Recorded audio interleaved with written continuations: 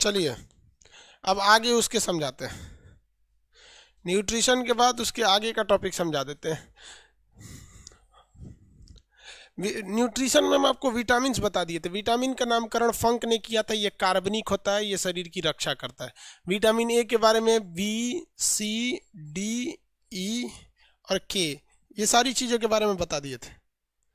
आगे बढ़े, चलिए। विटामिन ए को हम क्या कहते हैं बाबू? प्रतिरक्षी विटामिन कहते हैं। ये पीले फलों में पाया जाता है। गोल्डन राइस एक ऐसा चावल है जिसमें विटामिन ए पाया जाता है। ये आंखों के लिए अच्छा होता है, इसे रेटिनॉल कहते हैं। विटामिन बी को थायमीन कहते हैं। इसके कमी से हमें बेरी बेरी रोग हो जाता है। ये त्वचा से संबंधी बीमारी को बचाता है। ये चावल में ज़्यादा पाया जाता है, इसलिए पॉलिश किया हुआ चावल अगर खाएंगे तो विटामिन बी की कमी हो जाएगी और आपको चर्म रोग हो जाएगा, बेरी बेरी नामक रोग हो जाएगा। विटामिन सी, इसके स्कारबिक एसिड कहा जाता है, इसके कमी से स्कर्वी नामक रोग हो जाता है। ये मांसाहारी भोजन, मछली, अंडा, दूध, इस सब में विटामिन सी नहीं पाया जाता है। विटामिन सी खट्टे फलों में पाया जाएगा। आंवला, नींबू, ये सब विटामिन सी के बहुत बड़े स्रोत होते हैं। सब विटामिन सी को आप स्टोर नहीं कर सकते हैं। शराब पीने से नष्ट हो जाता है, पेशाब करने से नष्ट हो जाता है, सब्जी छील देने पर नष्ट हो जाता है, उबाल देने पर नष्ट हो जाता है, लेकिन ये घाव भरता है। यहाँ तक समझा दिए थे। विटामिन डी, ये सूरज की रोशनी से मिल जाता है। कैल्शियम की मात्रा ज़्यादा होती है, कैल्सीफेरॉल इसे कहा जाता है।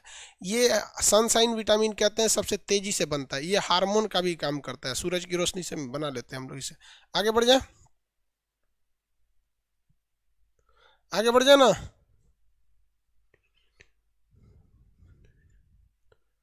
सर न्यूज के लिए कौन सा टीवी चैनल देखना सही है? ललन टॉप देखिए या बीबीसी, बाकी सब बिक गया है सब। बाकी सब की तो गारंटी नहीं करते हैं। जो इंग्लिश मीडियम वाले हैं उनके लिए न्यूज़ लॉन्ड्री देख लिया कीजिए, न्यूज़ लॉन्ड्री। लेकिन वो पैसे लेता है न्यूज़ देखने का, फ्री में न्यूज़ नहीं दिखाता है। न्यूज़ लॉन्ड्री पैसे देके, बाकी को देखेंगे तो एक्साइटेड दिखाएंगे सब आपको कुछ ना कुछ। तो आप ललन टॉप देखिए, फ्री में आपको दिखा देता है वहाँ पे। और बीबीसी देख लीजिए, बहुत अच्छा होता है। बाकी तो फालतू ससुरा। चलिए आगे देखते हैं। अगला देखिए, ए बी सी डी हो गया आपका। डी हो गया। ई को क्या कहते हैं हम लोग? देखिए इसे कैल्सीफेरॉल कहते हैं और इसे क्या कहते हैं? टेकोफेरॉल। ये शरीर में अपने से निर्माण हो जाता है, ये जनन क्षमता में मदद करता है, अंकुरित चीज़ों में ज़्यादा पाया जाता है। विटामिन के, ये क्या होता है भैया? विटामिन के खून को थक्का बनने में मदद करता है। फिलोक्विनोन, विटामिन के हो गया। फिलोक्विनोन विटामिन के हो जाता है। अब विटामिन बी के बारे में बता रहे थे। विटामिन बी एक कॉम्प्लेक्स विटामिन है। विटामिन बी क्या है? एक कॉम्प्लेक्स, यानी इसकी कई चीज़ें पाई जाती हैं, इसलिए इसे विटामिन बी कॉम्प्लेक्स भी कहते हैं। इसके कई रूप होते हैं सब, जैसे विटामिन बी1 हो गया, विटामिन बी2 हो गया, विटामिन बी3 हो गया। लेकिन 4 नहीं पाया जाता है और ना ही विटामिन 8 पाया जाता है। ना 4 पाया जाएगा ना 8 पाया जाएगा, सीधे विटामिन बी। 4 नहीं पाया जाएगा तो 5, उसके बाद विटामिन बी6, विटामिन बी7, विटामिन 8 नहीं पाया जाएगा। विटामिन 8 नहीं पाया जाता है। 4 और 8 नहीं पाया जाएगा। उसके बाद 11, 12, उसके बाद कौन सा मिलेगा? 11 और 12। देखिए एक्चुअली इसमें आपको ज़्यादा याद रखना है इसके साइंटिफिक नेम, इसके जो बायोलॉजिकल नेम है वहीं से ज़्यादा क्वेश्चन आते हैं। हालांकि पढ़ने के लिए तो सब चीज़ पढ़ना है, लेकिन ज़्यादा क्वेश्चन इसके बायोलॉजिकल नेम से आते हैं, इसलिए बायोलॉजिकल नेम याद रखिएगा। ये रेटिना के लिए अच्छा है, रेटिनॉल। इसे विटामिन बी को थायमीन कहते हैं और विटामिन बी1 को भी हम लोग थायमीन ही कहते हैं। बी1 को भी क्या कहेंगे? Thiamine, thiamine. देखिए ये क्वेश्चन जो है ये ज़्यादातर आपको यही पूछता है कि इसका केमिकल नेम क्या है। हालांकि आप बीमारी वगैरह पूछेगा तो इधर से पूछ देगा, बेरी बेरी किससे होता है, इस वाले से नहीं पूछता है। दूसरा इसको कहते हैं राइबोफ्लोविन, राइबोफ्लोमीन, राइबोफ्लोविन। ये डीएनए के निर्माण में मदद करता है। ये किसके निर्माण में मदद कर देता है? डीएनए के निर्माण में। और विटामिन बी1 की कमी से क्या हो जाता है भैया? बेरी बेरी नामक रोग हो जाता है। विटामिन बी1 की कमी से बेरी बेरी नामक रोग हो जाता है। आगे आप देखते हैं ना इसमें, ये विटामिन बी3, इसे नियासिन या निकोटिनामाइड कहते हैं। इसे नियासिन भी याद रख सकते हैं, निकोटिनामाइड भी कह सकते हैं। तो छोटा वाला ही लिख देते हैं नियासिन, नियासिन, नियासिन। ये निकोटिनामाइड भी इसे कहा जाता है। तो याद तो रहेगा, लगभग लगभग मिलता जुलता नाम रहेगा, तो अब तो बता ही देते हैं। विटामिन बी3 को नियासिन या निकोटिनामाइड। अगर ये शरीर में कम होगा ना तो जवानी में ही बाल पकने लगता है।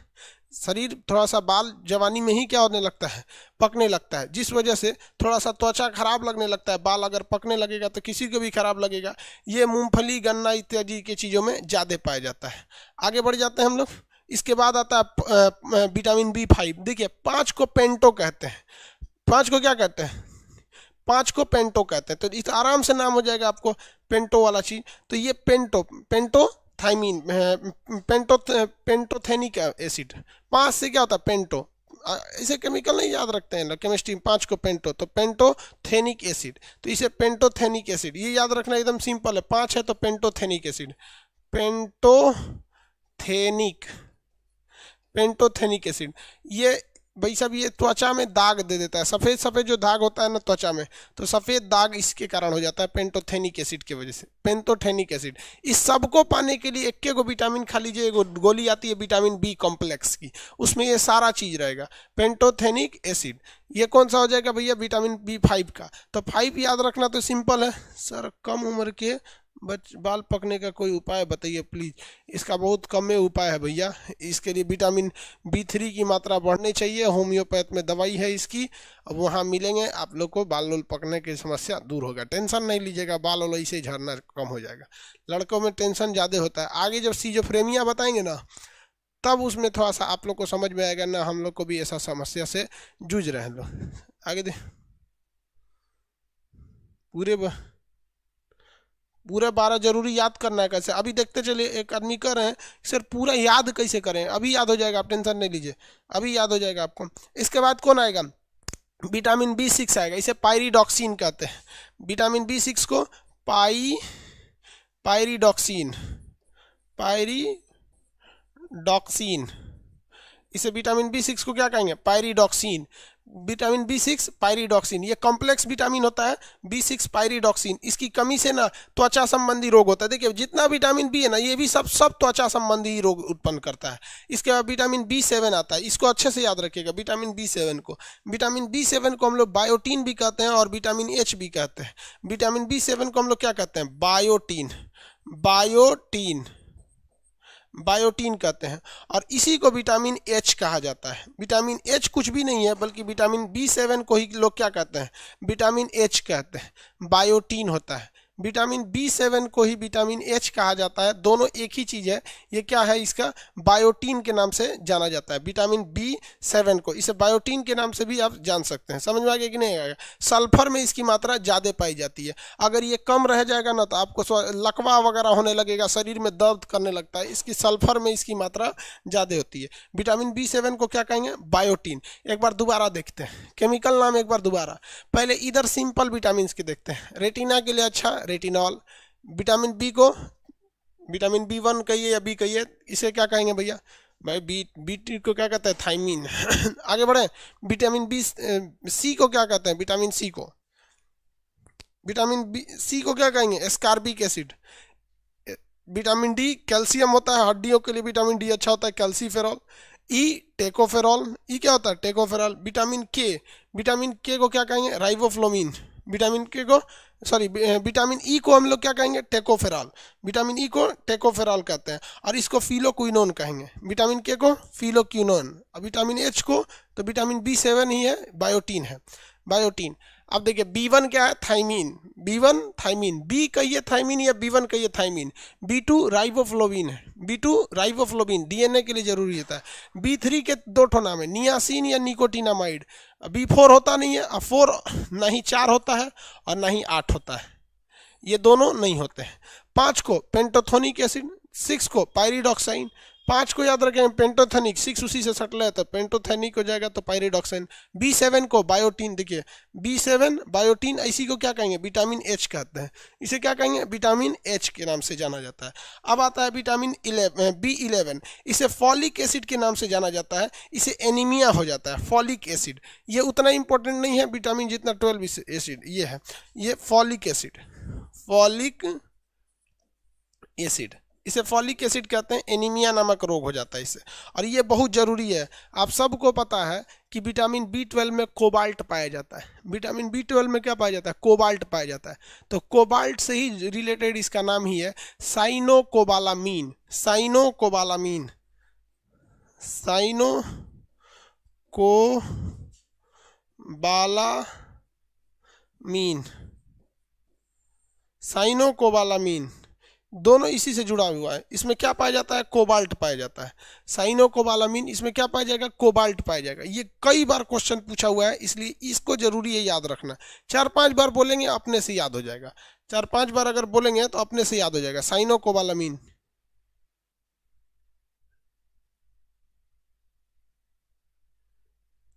आगे बढ़े, किसी को कोई दिक्कत? यहाँ देखिए, अगर सिंपल बोलेंगे कि विटामिन बी को बी कॉम्प्लेक्स कहते हैं, इससे कौन सा रोग होता है, तो इससे त्वचा संबंधी रोग हो जाता है। अब आप नाम बताते चलिए, हम यहाँ लिखते चल रहे हैं, फटाफट नाम बताइएगा। विटामिन ए को क्या कहेंगे? विटामिन ए को रेटिना के लिए अच्छा है, रेटिनॉल। विटामिन बी, बी है तो थायमीन।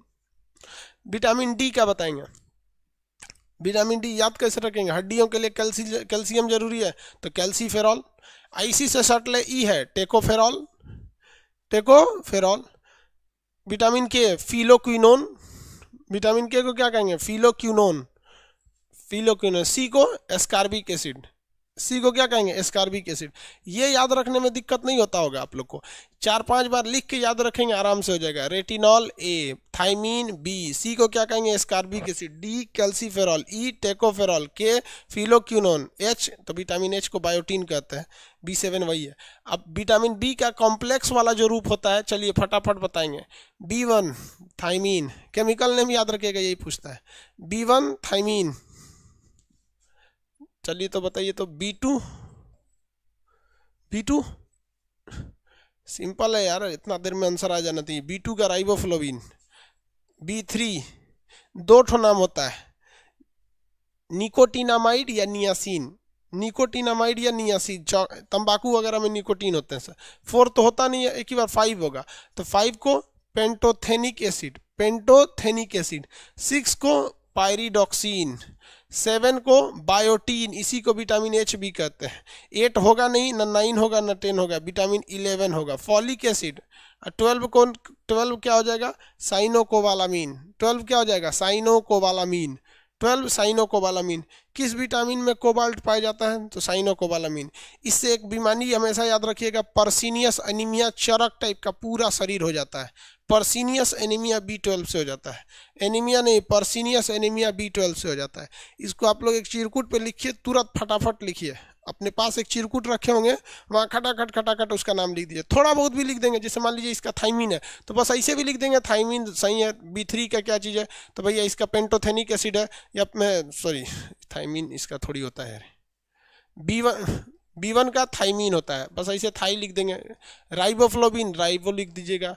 इसका नियासिन होता है, या फिर निकोटिनामाइड हो गया। पेंटोथेनिक एसिड हो गया, पेंटो। इसका पायरिडॉक्सिन, इसका बायोटीन हो गया, इसका फॉलिक एसिड हो गया। हल्का हल्का इसे लिख के रिवाइज, साइनोकोबालामीन हो गया। हल्का हल्का लिख के रिवाइज मारते रहिए, 21 गुना तेज याद होगा आपको, लिख के याद करेंगे तो। वरना ये हमेशा पूछता है, और लड़का सोचता है ना कि फिर इसको अच्छी से याद करेंगे। अपने से बहुत लोग सोच रहे होंगे इसको अच्छा से याद करेंगे, अच्छा से के चक्कर में कभी अच्छा वाला टाइम नहीं आता है। समझ में आ गया कि नहीं आ गया? किसी को कोई दिक्कत नहीं? आगे बढ़े। ये है भैया विटामिन, विटामिन हो गया। विटामिन एच को क्या कहेंगे? विटामिन एच जो है वो विटामिन 7 है, और विटामिन 7 को हम लोग कहते हैं बायोटीन।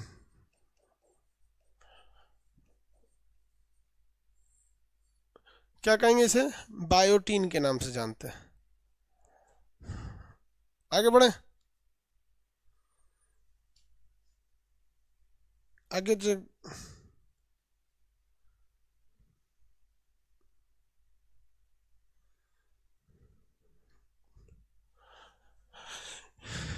इसके बाद देखते हैं हम लोग खनिज। खनिज को क्या कहते हैं? न्यूट्रिशन, खनिज। इसके बाद क्या आएगा भैया? खनिज। खनिज क्या होते हैं? अलग अलग मटेरियल्स होते हैं खनिज, जिसे कहते हैं मिनरल्स। न्यूट्रिशन में अगला आता है खनिज, यानी मिनरल्स। शरीर में कई टाइप के खनिज की जरूरत होती है, जिसे हम लोग क्या कहते हैं? मिनरल कहेंगे। तो आपको भी बहुत सारा मिनरल लेना पड़ता होगा, नहीं तो डिफिशियंसी डिजीज हो जाएगी। खनिज देखते हैं, खनिज, इंग्लिश में कहते हैं मिनरल। सबसे पहली बात कि ये कार्बनिक नहीं होते हैं, ये अकार्बनिक होते हैं, अकार्बनिक, इनऑर्गेनिक होते हैं, इसमें कार्बन नहीं पाया जाता है। शरीर में बहुत सारे मात्रा में खनिज यानी मिनरल्स की जरूरत होती है, लेकिन जरूरी नहीं कि सारे के सारे खनिज हम बहुत ज़्यादा मात्रा में लें। टोटल खनिज अगर हम लोग लेते रहेंगे तो दिक्कत हो जाएगा, हम लोग को उतना मिल ही नहीं पाएगा। 24 गो खनिज होते हैं, ये 24 ठों में से सब जरूरी नहीं है। इन्हें हम 2 कैटेगरी में बांटते हैं। इन्हें कितनी कैटेगरी में बांटते हैं? खनिज को 2 कैटेगरी में। एक होते हैं मैक्रो, जिसको शरीर को ज़्यादा जरूरत होता है, जिसे हम कहते हैं वृहद। क्या कहेंगे? वृहद। ये शरीर में बहुत ज़्यादा मात्रा में इनकी ज़रूरत होती है, इसलिए इन्हें हम लोग क्या कहा जाता है? मैक्रो कहते हैं। इन्हें क्या कहेंगे? मैक्रो कहते हैं। मैक्रो, माइक्रो नहीं, मैक्रो। मैक्रो का मतलब होता है वृहद। वृहद मतलब होता है बड़ा। इनमें शरीर की इसकी ज़रूरत शरीर को ज़्यादा होती है। जैसे कैल्शियम, फास्फोरस, ये सब चीज़ जो होते हैं सब इनकी शरीर में ज़रूरत ज़्यादा है। आपको भी पता है कि हमारे शरीर की पूरी हड्डियाँ ही कैल्शियम की बनी हुई हैं। अब हड्डी कहाँ हड्डी नहीं है, पूरा 206 हड्डियाँ हैं, तो हड्डी कैल्शियम की बनी होती है, तो कैल्शियम चाहिए ही चाहिए, फास्फोरस भी चाहिए, पोटेशियम भी चाहिए, सोडियम भी चाहिए। ये सब चीज़ें क्या है? मेन जरूरी है। ये देखिए, अब कैल्शियम की बात करेंगे तो हड्डियों के लिए कैल्शियम और फास्फोरस तो दोनों चाहिए होता है। हड्डियों के लिए कैल्शियम और फास्फोरस दोनों चाहिए। ऐसा थोड़ी है कि एक को छोड़ देंगे दूसरा आगे बढ़ सकते हैं। हड्डियों के लिए दोनों चाहिए होता है। सल्फर वगैरह प्रोटीन के निर्माण में मदद कर देते हैं। सोडियम जो होते हैं सब ये सोडियम वगैरह खून के थक्का वक्का बनने के लिए काम आते हैं सब। सोडियम वगैरह ये माइक्रो हो गए सब। देखिए, ये हो गया सोडियम। सोडियम जो होता है ये आपको बताए हैं कि ब्रेन में हमको क्या करता है? मैसेज भेजता है। और अगर ब्लड कहीं क्लॉट हो गया है तो उसकी जांच करने के लिए भी, ब्लड की क्लॉटिंग की जांच के लिए सोडियम, और ब्रेन में मैसेज भेजने के लिए सोडियम। प्रोटीन के निर्माण के लिए भी पोटेशियम की कुछ हद तक जरूरत होती है। ये सब जरूरत ज़्यादा है, इससे क्वेश्चन नहीं पूछता है जो ज़्यादा है। आपको भी पता है क्वेश्चन उसी से पूछता है जो कम है, ज़्यादा वाली चीज़ से क्वेश्चन ही नहीं पूछेगा। मेन 24 है बाबू, 29 नहीं है। मेन मिनरल कितना है? 24। मटेरियल में 29 लिख दिया क्या? 24 है। 24 मिनरल होते हैं मेन, मटेरियल में शायद 29 लिख दिया होगा, 24। दूसरा देखिए, दूसरा ऐसे मिनरल होते हैं जो बहुत ही कम जरूरत होते हैं, इन्हें हम कहते हैं माइक्रो। हिंदी में क्या कहेंगे? सूक्ष्म। माइक्रो कहेंगे या हिंदी में क्या कहेंगे? इसे सूक्ष्म कहते हैं, माइक्रो या सूक्ष्म। देखिए अब माइक्रो या सूक्ष्म क्या हो गया? ये माइक्रो या सूक्ष्म जो यौगिक होते हैं सर, इनकी ज़रूरत बहुत कम होती है, लेकिन ये ससुरे बड़ी खतरनाक होते हैं सर। इनको शरीर में अगर कम कीजिएगा तो दिक्कतें हो जाएगा। जैसे आयोडीन। आयोडीन शरीर में बहुत ही कम चाहिए। नमक में आयोडीन होता है, कितना नमक खाते हैं? 1 किलो थोड़े खाते हैं। आयोडीन छोड़ देंगे तो क्या हो जाएगा? घेंगा नामक रोग हो जाएगा। क्या हो जाएगा? घेंगा। तो आयोडीन भी हमारे शरीर में ज़्यादा ज़रूरत नहीं होती है, लेकिन अगर कम कर दीजिएगा तो क्या हो जाएगा? घेंगा नामक रोग हो जाएगा। तो आयोडीन हमेशा याद रखिएगा, पूछेगा। दूसरा होता है आयरन। आयरन की कमी भी हमारे शरीर में नहीं होना चाहिए भाई। अगर आयरन की कमी हो गई तो हमें कौन सा बीमारी हो जाएगा बताइए? आयरन की कमी से हमारे शरीर में कौन सा बीमारी हो जाएगा? आयरन की कमी से एनीमिया हो जाएगा और हम थकने लगेंगे। एनीमिया, आयरन जब कम होगा तो हीमोग्लोबिन कम होगा, हीमोग्लोबिन कम होगा तो आरबीसी कम होगा, और आरबीसी कम होगा तो ब्लड कम होगा, एनीमिया हो जाएगा, धप धप गिरने लगेंगे। तो ये हो गया एनीमिया। जिंक जो है हमारे शरीर में कम जरूरत है, लेकिन अगर जिंक नहीं रहेगा तो ससुरा इंसुलिन नहीं बनेगा, आपको क्या हो जाएगा? शुगर नामक रोग हो जाएगा। तो ये 2 हमेशा याद रखिएगा, आयरन और आयोडीन। आयरन और आयोडीन याद रहेगा। एनीमिया नामक रोग हो जाता है।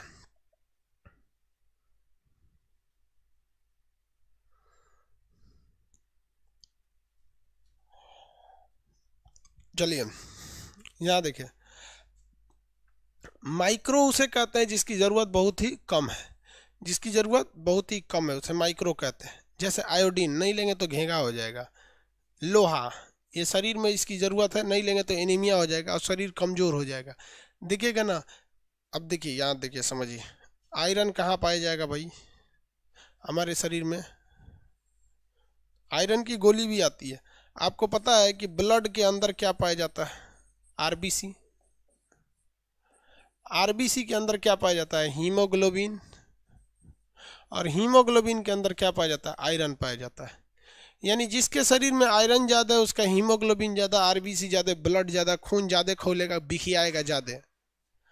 जिसमें आयरन की कमी, उसमें हीमोग्लोबिन की कमी, आरबीसी की कमी, खून कम हो जाता है उसमें, इसलिए महिलाओं में खून कम होता है। महिलाओं में खून कम होने से महिलाओं में आरबीसी कम होता है और हीमोग्लोबिन कम होता है, जिस वजह से आयरन कम होता है और महिलाओं का शरीर कठोर नहीं होता है।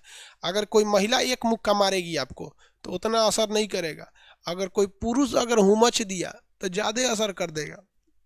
हरियाणा की लड़की मार देगी तो आप वो बैठ जाएंगे, पंजाब हरियाणा की मारेगी सब तो वो लोग बहुत हिष्ट पुष्ट होती हैं हरियाणा में। हम इधर गए थे हरियाणा, आधा किलो घी दही जो होता है ना, दही आधा किलो दही तो इसे नाश्ता में दे दिया, दही खाइए दही खाइए। बहुत बढ़िया वो लोग बनाते भी हैं लोग, तो उन लोग का खाना बहुत फेमस होता है। पंजाब हरियाणा वाले होंगे लोग इसमें, तो उन लोग का जो खाना है बहुत जबरदस्त। राजस्थान वालों के तो नाश्ता मत पूछिए, खाना से ज़्यादा नाश्ता रख देते हैं लोग। तो महिलाओं में आयरन की क्या होती है? कमी पाई जाती है। जिस महिला में आयरन की अधिकता हो जाएगी, कोनो महिला को देखिए ना, पहाड़ ऐसा हो जाती है, अजीब लगती है, दीवाल है कोनो, बड़ी भयानक होती है। देहात में बोलते पूरा हड़साख है रे पूरा, मतलब बिखिया रहती है। उसके शरीर में क्या चीज़ है? आयरन की मात्रा ज़्यादा है। वो लगती है कि आदमी टाइप की है, एकदम टाइप, एकदम मर्दाना लगती है वो। तो वो उसमें क्या है? आयरन की मात्रा ज़्यादा है। समझ में आ गया कि नहीं आ गया?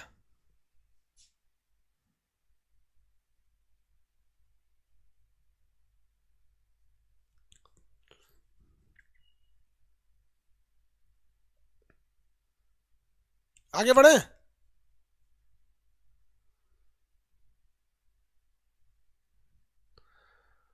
अरे यार, क्या पूछता है? सफ़ेद दाग का कोई दवाई बताइए सर। अरे यार, इसका कोई सूटेबल दवाई नहीं है। हर ये कई वैरायटी के होते हैं, कुछ कुछ ठीक हो जाते हैं, कुछ कुछ ठीक नहीं हो पाते।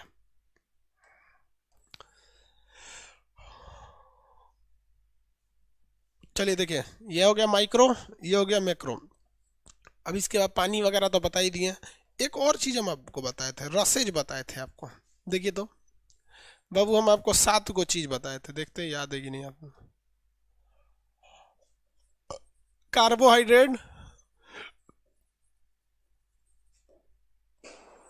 Fat, protein. प्रोटीन के ही कई रूप थे सब आपको, एंजाइम वगैरह, हार्मोन, स्टेराइड, ये तो प्रोटीने के रूप थे सब। इसके बाद क्या बताए थे? प्रोटीन के बाद आपको विटामिन बताए,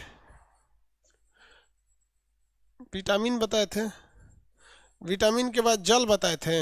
ओहो, जल पहले बता दिए थे। प्रोटीन के बाद जल बताए थे, वाटर बताए थे। जरूरी है, मेटाबॉलिज्म के लिए जरूरी है कि तोड़ फोड़ के लिए मेटाबॉलिज्म,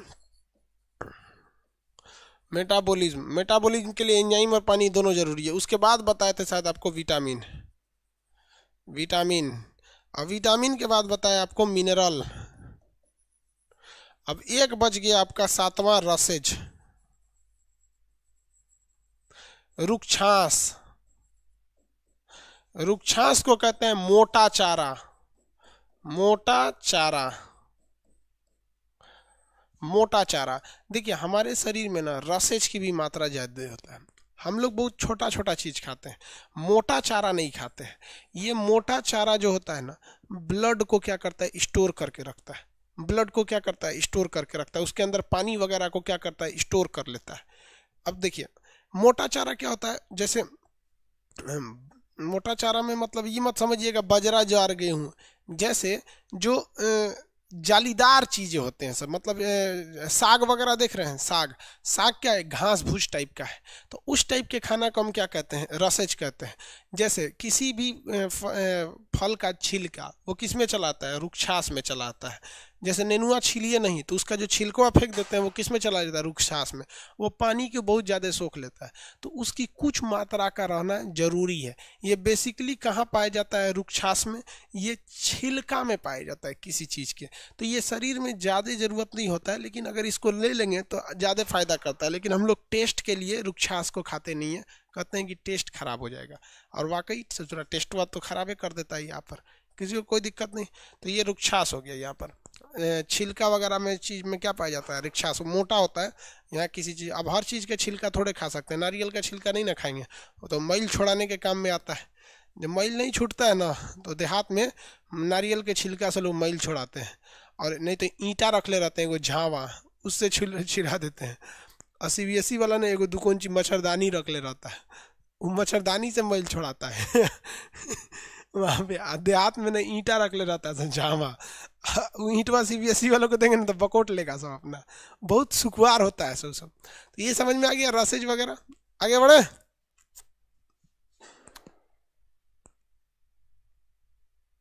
हाँ, रसेज फाइबर होता है क्या, वेरी गुड। ये रसेज जो होता है ये रेशेदार होता है, फाइबर की तरह। फाइबर मतलब रेशेदार। हम लोग क्या रेशेदार खाना को पचा सकते हैं? नहीं पचा सकते हैं, लेकिन अगर वह रेशेदार सेल्यूलोज का बना है तो नहीं पचा सकते हैं। अदरवाइज छिलका उलका तो हम पचा ही सकते हैं। आम वगैरह का छिलका आप खा सकते हैं। बचपन में आदमी टिकोरा खा जाता था, इसे ब्लेड लेके स्कूल में टिकोरा बैठ के पूरा का पूरा टिकोरा खा जाता था, छिलका सहित खा जाता था आदमी। वहाँ समझ में आ रहा है कि नहीं आ रहा? अब देखिए ये सारी चीज़ें आपको बता दी हैं। फैट के बारे में बता दी। कार्बोहाइड्रेट हमें क्या देता है? ऊर्जा। फैट क्या देता है यहाँ पर? अब जरा एक चीज़ समझिए, फैट कहाँ पाया जाता है शरीर में? शरीर में वसा कहाँ पाया जाता है? ये गुलगुल्ला ईसन गाल जो हो जाता है वसा होता है। जो पेट निकल जाता है ना आदमी का पेट, ये फैमिली पैक जो इसे निकल जाता है, पेट। अब किसी प्रेग्नेंट औरत का पेट निकल गया तो बच्चा के वजह से निकला, उसको मत समझ लेना वसा है। तोन निकल जाता है आदमी का, तो तोन में क्या होता है? वसा होता है। अब देखिए महिलाओं में देखेंगे ना, तो इधर दोनों साइड में, कमर में इधर दोनों साइड में खूब ज़्यादा मांस लटक जाता है, इसे लगता है चूड़ीदार पैजामा है पूरा। वो क्या चीज़ है? वसा होता है। वसा, पेट में वसा, हथेली में देख रहे हैं ये वसा होता है। ये वसा बहुत जरूरी है बाबू। अगर ये वसा कम हो गया ना तो झुर्री पड़ जाएगी। तो बुढ़ापे में त्वचा में जो झुर्रियाँ पड़ जाती हैं वो किसकी कमी से पड़ती हैं? तो वो वसा की कमी से पड़ती है। त्वचा में पड़ने वाली झुर्री वसा की कमी से पड़ती है। किसकी कमी से? वसा की कमी से झुर्रियाँ पड़ जाती हैं। ऊँट का जो कुबड़ होता है ना, या बैल का जो हम्प होता है, कुबड़, बैल, ऊँट बैल का देखे नहीं कुबड़, तो लोग कहते हैं कुबड़ में पानी रखा है। नहीं भैया, कुबड़ में वसा होता है। चाहे वो बैल का कुबड़ हो चाहे वो ऊँट का कुबड़ हो, वो वसा रखे रहता है, पानी नहीं रखता है। देहात में हम लोग छोटे थे तो लोग कहते थे ऊँट के कुबड़ में पानी होता है। रेगिस्तान में किसी को प्यास लगता है तो ऊँट को मार के उसके कुबड़ में से पानी निकाल देते। नहीं, वो पानी ऊँट के नहीं, हम लोग का पनिया पेट में रखे तो ब्लड में मिल जाता है। ऊँट एक बार में ससुरा 75 लीटर पानी पी लेता है। 75 लीटर आराम से पी लिए। जितना हम लोग का वजन है ना उतना पानी पी लेते हैं, अब ब्लड में मिला लेते हैं। ऊँट आराम से चलते रहता है, आधा घंटा पानी पीता है सब ऊँट सब। तो ऊँट के कुबड़ में क्या होता है? फैट होता है, वसा होता है। मोटे लोगों में क्या होता है? वसा। क्या महात्मा गांधी में वसा था? नहीं, महात्मा गांधी में वसा की कमी थी। और अमित शाह जी में, अमित शाह में वसा की कमी है क्या? नहीं, उनमें दबा के एकदम वसा, एकदम जबरदस्त वसा है उनमें। आगे बढ़ जाते हैं।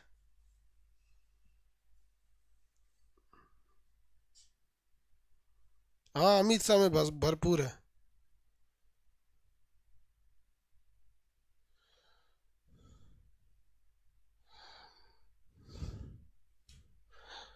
ये हो गया आपका वसा वाला चैप्टर। अब अगला चैप्टर आएगा आपका न्यूट्रिशन। अगला आएगा डिजीज, बीमारी। बीमारी यानी डिजीज। देखिए भाऊ, बीमारी कई टाइप के होते हैं सब। एक होती है खानदानी बीमारी। कौन सी बीमारी? खानदानी बीमारी, जो एक खानदान से दूसरे खानदान में जा रहा है, तो उसे हम लोग कहते हैं जेनेटिक। उसे क्या कहते हैं? जेनेटिक, खानदानी, जेनेटिक, खानदानी बीमारी। दूसरा होता है आपका deficiency, deficiency disease. Deficiency disease उसे कहते हैं जो किसी चीज़ की कमी से हुआ है। ये डिफिशियंसी डिजीज पूरा पढ़ा दिए हैं। कैसे? कि विटामिन ए की कमी से बेरी रतौंधी हो जाएगा, बी की कमी से बेरी बेरी, सी की कमी से स्कर्वी, डी की कमी से रिकेट्स। डिफिशियंसी डिजीज जेनेटिक रोग उसे कहते हैं जो किससे फैला हुआ है, खानदानी फैला हुआ है। तो पहला लिख देते हैं डिफिशियंसी, डिफिशियंसी डिजीज अल्पता बोलते हैं इसे। दूसरा होता है जेनेटिक्स या वंशानुगत बीमारी। अब इसके बाद होता है संक्रामक बीमारी जो एक से दूसरे में फैल जाता है, चेचक वगैरह। इसके बाद देखते हैं जितने भी एक्सटर्नल रोग हैं जो किसी दूसरे के वजह से हुए हैं उसे कहते हैं बहिर्जात रोग। बहिर्जात रोग मतलब किसी दूसरे चीज के कारण हो गया, जैसे वायरस घुस गया तो बीमारी हमसे नहीं हुआ है, वो वायरसवा के वजह से हुआ है, बैक्टीरिया के वजह से हुआ है। जैसे कोरोना एक वायरल डिजीज है, वायरसवा घुस जा रहा है। टीवी एक बैक्टीरियल डिजीज है, बैक्टीरिया घुस जा रहा है। ये आपका पायरिया, दांत सड़ने लगता है, ये प्रोटोजोआ से होने वाला बीमारी है। ये आपका वही अगर आप देखेंगे तो क्रीमी से होने वाला रोग भी अलग अलग होते हैं, फंगी से होने वाले अलग अलग होते हैं। तो वो आपके कई कैटेगरी होते हैं, उसे हम लोग कहते हैं बाह्य जनित, बाह्य जनित, एक्सटर्नल, एक्सटर्नल, एक्सटर्नल। एक्सटर्नल में बड़ी जब आ जाते हैं, एक आता है प्रोटोजोआ, प्रोटोजोआ, एक आता है कवक, फंगस, कवक। दूसरा आता है जीवाणु, विषाणु, कृमि, कृमि द्वारा। इस सब का अगर अटैक आपके शरीर पे हो जाता है ना तो भी आप बीमार पड़ जाते हैं। जैसे फाइलेरिया कृमि द्वारा हो जाता है, एड्स या फिर कोरोना विषाणु द्वारा हो जाता है, टीवी जीवाणु द्वारा हो जाता है, मलेरिया क्या है, कवक द्वारा है। मलेरिया किसके द्वारा है, कवक द्वारा है। प्रोटोजोआ पेचिस वगैरह इसके द्वारा है। तो आपको ये सब पढ़ना है और आप पढ़े हुए हैं केवल यही, केवल यही पढ़ लिए, ये पढ़ लिए ना। चलिए अब पहले हम लोग करते हैं जेनेटिक्स वाला पढ़ लेते हैं। डिफिशियंसी तो पढ़ा दिए भाई, जितनी चीज होगी, आयरन की कमी हो जाएगी। डिफिशियंसी मतलब क्या होता है, किसी चीज की कमी से होने वाला रोग, वो किसे क्या कहता है, डिफिशियंसी डिजीज। ये एक से दूसरे में नहीं फैलता है। जेनेटिक्स आप में है, दूसरे में नहीं फैलेगा, आपके बेटा बेटी में फैलेगा। और ये ससुरा दूसरे में फैल जाता है क्योंकि एक्सटर्नल है, आप में दिक्कत नहीं है, आपके अंदर जो ये बैठे हैं अगर आप में से दूसरे में चल गए तो उसको भी हो जाएगा। समझना गया कि नहीं। तो इसे हम संक्रामक रोग भी कहते हैं, ये एक से दूसरे में फैल जाता है। देखते हैं कोरोना धाक से फैल जाता है। यहाँ पर HIV, किसी से HIV है, अगर वो किसी दूसरे के साथ फिजिकल रिलेशन बनाता है तो उन्हों में हो जाएगा HIV। समझ में आया कि नहीं क्या। हाँ, फैलने के तरीके अलग अलग है, फैलने के क्या है तरीका अलग है। प्रोटोजोआ, प्रोटोजोआ से ना पायरिया हो जाता है, दांत पीला हो जाता है, जूठा खा के दूसरे को दे देगा तो उन्हों को हो जाएगा ले। तो ये संक्रामक होते हैं सर, एक्सटर्नल बीमारी जो होते हैं ना संक्रामक होते हैं सर, संक्रामक, संक्रामक होते हैं। इन्हें हम पीला रंग की गाड़ी में ले जाते हैं, पीला। हाँ, ये बात अलग है कि कुछ बहुत तेजी से फैलते हैं, कुछ धीमा फैलते हैं। जैसे विषाणु से HIV भी होता है बट वो बहुत धीरे धीरे फैलता है, मतलब जब तक आप उसके डायरेक्ट कांटेक्ट में नहीं आएंगे नहीं होगा। वही अगर कोरोना की बात करें, ससुरा कोरोना तो दूरे से हो जाता है, पूरी दुनिया को फंसा के रखा है। कोरोना के वजह से अब फिर से एक सेकेंड थर्ड वेव आ गया। अब फिर गवर्नमेंट कुछ मतलब लॉकडाउन की तरह नियम लगाएगी, पूरी तरह से लॉकडाउन नहीं करेगी, लगाएगी। तो जिन लोगों को लग रहा था कि ऑफलाइन कोचिंग वोचिंग खुलेगा, बहुत कम चांस है, लगभग ना बराबर है। तो जिन हम लोग पहले क्या देख लेते हैं, जेनेटिक्स वाला।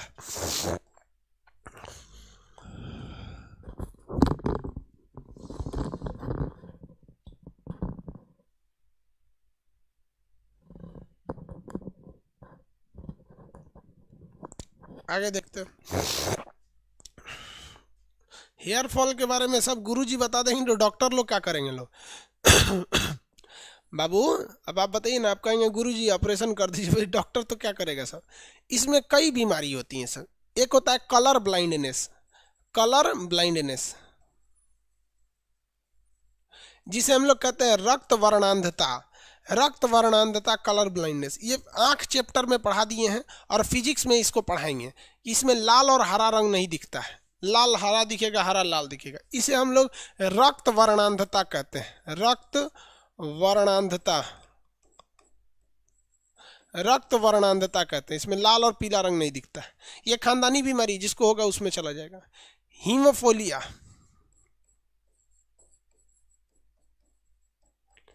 हीमोफोलिया, हीमोफोलिया भी एक खानदानी बीमारी है। इसमें अगर कहीं कट गया तो फिर वो ब्लीडिंग होने लगता है, ब्लीडिंग बहुत तेज से होता है। हीमोफोलिया में अगर कट गया तो आपका, अगर मान लीजिए कट गया ना, तो ब्लड थक्का ही नहीं बनेगा, तेजी से निकलने लगता है। ये भी एक खानदानी बीमारी है। इसको कहा जाता है कि इंग्लैंड की महारानी एलिजाबेथ से इसे क्या किया गया था, ये स्टार्ट हुआ था। तो रक्त वर्णांधता भी खानदानी हो गया है, और ये भी क्या हो गया, एक तरह का जेनेटिक्स बीमारी हो जाते हैं सब, जेनेटिक्स। किसी को कोई दिक्कत नहीं यहाँ तक में। उसके बाद एक होता है आपका, और एक सीजोफ्रेनिया होता है। ये ससुरा बहुत खतरनाक होता है, सीजोफ्रेनिया। सीजोफ्रेनिया एक बीमारी होती है।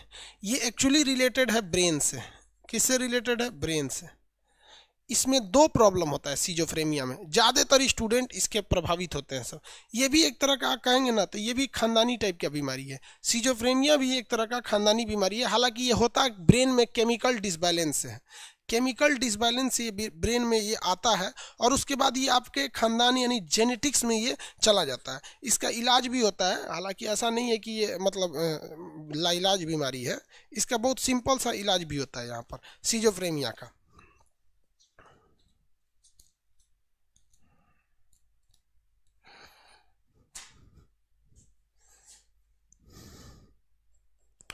सीजोफ्रेनिया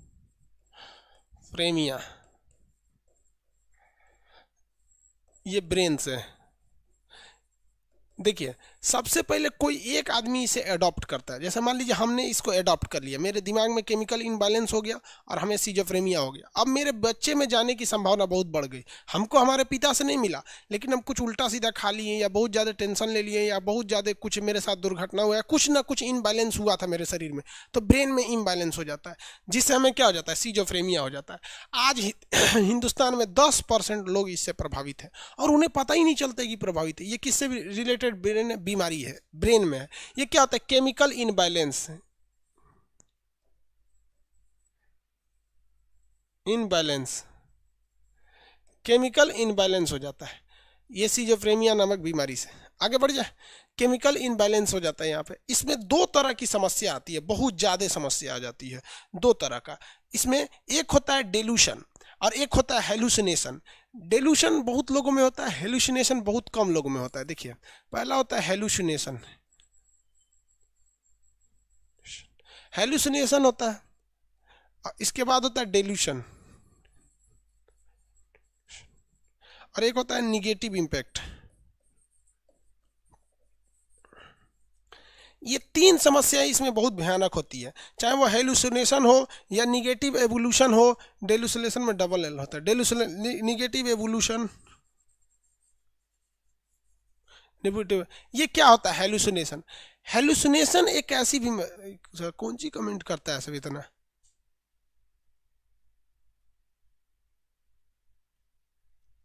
सिजोफ्रेनिया से जंग होते हैं सर, क्या लिखता है यार?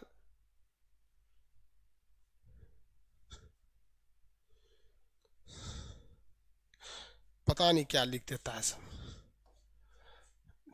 हेलुसिनेशन में क्या होता है कि आपको कोई आवाज सुनाई देने लगती है या कुछ दिखाई देने लगता है,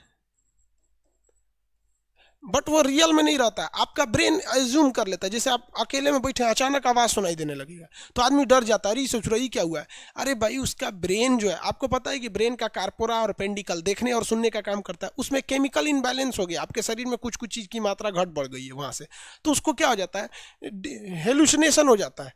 हेलुसिनेशन, और सोच रहा उसको कुछ रहेगा भी नहीं, फिर भी उसको क्या होगा, कुछ सुनाई और दिखाई देने लगता है वहाँ पर। तो ये उसको सबसे बड़ी समस्या है। कुछ किसी में केवल सुनाई देगा, किसी में दिखाई देगा, अरे कोई औरत चल रही थी, कोई परछाई चल रहा था, यही सब होता है। तो लोग उसको मौलवी के पास चले जाते हैं या किसी सोखा ओझा के पास चले जाते हैं। अरे भैया, उसको ब्रेन के डॉक्टर को दिखाइए, हेलुसिनेशन हो गया, उसको दवा देगा, आराम से सही हो जाएगा, नहीं तो कभी इलाज नहीं होने वाला है। महिला सबको अक्सर होता है, हमको दिखाई दे रहा था, अरे सर्जरी कहेंगी, नौटंकी का तो बीमारी है तो रहा है यहाँ पे। समझ में आ रहा है कि नहीं आएगा? तो ये हेलुसिनेशन में एक ये हो जाता है। ए लोल साहब, क्या अलख प्रसाद सर, बुक के रिलीज का डेट बता दीजिए। भाई डेट हमरा पता रहता तो हम ना बता देते, अपने को होशियार समझता है सब सबसे ज्यादा। एक के कमेंट बाद 40 बार करेगा सब, इसीलिए ना मन करता है ना कि सिलेबस कंप्लीट करो छोड़ के चल जाओ, क्योंकि गधा को क्या बोला जाता है, किसको घी नहीं पसता है। कमेंट कर रहा है सब, बाप माई पैसा दे दिया है, पढ़ रहा है यहाँ पर। यहाँ कोई मतलब नहीं है सबको कि क्या पढ़ना है, क्वेश्चन क्या पूछना है क्या नहीं है। बेवकूफ सर।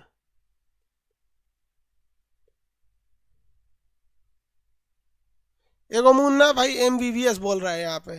अरे एक से एक होता है सब, समझे में नहीं आता ये सब क्या करेगा सब जिंदगी में। ये सब मैंने इसको लग रहा है कि एक यही लड़का है जो मुन्ना भाई MBBS देखा है, इसकी औकात इतनी ही है, इतना ही इसके पास नॉलेज है कि ये ज्यादा कुछ बोल ही नहीं पाएगा। मतलब बायोलॉजी चल रहा है ना तो मुन्ना भाई MBBS बोलेगा। अरे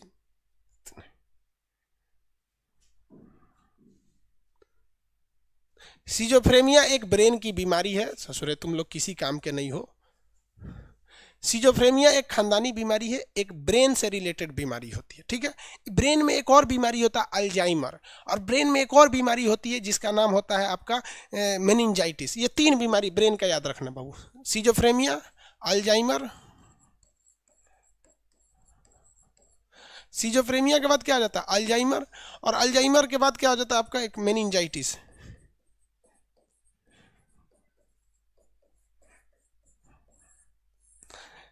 सिजोफ्रेनिया, अल्जाइमर और मेनिंजाइटिस, ये 3 बीमारी जो होती है ये किसके वजह से होती है, ब्रेन के वजह से होती है। ब्रेन में यही 3 बीमारी मेन होती है, जिसमें आपका सिजोफ्रेनिया, अल्जाइमर, मेनिंजाइटिस होता है। ये स्टूडेंट्स को ज़्यादा होता है, भले हेलुसिनेशन नहीं होता है, स्टूडेंट को हेलुसिनेशन नहीं होता है, बट डेलीगेशन होता है और निगेटिव एवोल्यूशन होता है। स्टूडेंट जाएगा पढ़ने के लिए, सोचेगा 8 घंटा पढ़ना चाहिए, 2 घंटा कॉपी पलटेगा, हैन तेन वही हो जाएगा। कई टाइप का होता है, लेकिन तू लोग किसी काम का नहीं है कहीं का।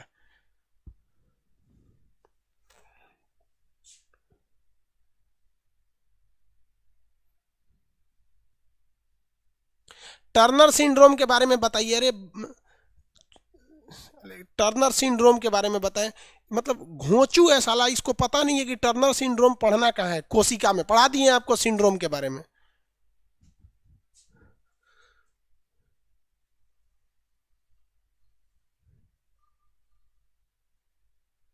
ऐ छोड़ बाबू, चल आगे का क्लास कल करेंगे, हो गया यहाँ पे, तुम लोग किसी काम का नहीं है। आज हमको समझ में आता है ना कि इंडिया के टीचर लोग एक क्यों अपना सिलेबस खत्म करके चले जाते हैं। बिकॉज यार स्टूडेंट्स पढ़ने वाले है ही नहीं है। उनको डेल्यूशन बता रहे थे, डेल्यूशन स्टूडेंट्स के लिए इतना जरूरी है कि आज गर्लफ्रेंड बॉयफ्रेंड में डेली झगड़ा होता है। किसके वजह से, सिजोफ्रेनिया की वजह से। हस्बैंड वाइफ में डेली झगड़ा होगा, माँ बाप में डेली झगड़ा होगा। लड़का आज कामयाब, आज आप देखिए हिंदुस्तान की लिटरेसी रेट 100% लड़का पढ़ रहा है, लेकिन 20% ही उसमें कामयाब हो रहा है, 80% फेल हो रहा है सिजोफ्रेनिया की वजह से। लेकिन हरामियों को इसमें कमेंटे भागा जाता है। माँ बाप ने भी संस्कार सिखा के नहीं भेजा कि भाई वहाँ पे क्वेश्चन पूछने के लिए चैट दिया गया है। आने वाले वक्त में धीरे धीरे ना सचुरा ये सबको मतलब फी एकदम इंक्रीज करना ही जरूरी है। रीजन क्या है कि छोटे से फीस में जो नहीं भी पढ़ने वाले हैं ना वो भी एफोर्ड कर लेते हैं। और आज हमको समझ में आता है कि कहीं ना कहीं जो बड़े बड़े लूट रहे हैं सब ना कोचिंग वाले, अच्छा कर रहे हैं, क्योंकि ऐसे घोंचू तो नहीं आते होंगे यहाँ पर। आदमी जाता है देखने की क्या कमेंट कर रहा है, देख रहे हैं नौटंकी करके रखता है। चलो अगला क्लास कल करेंगे।